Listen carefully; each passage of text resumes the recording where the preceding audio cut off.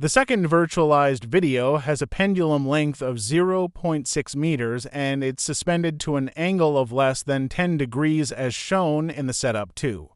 Start your second experiment immediately after the setup.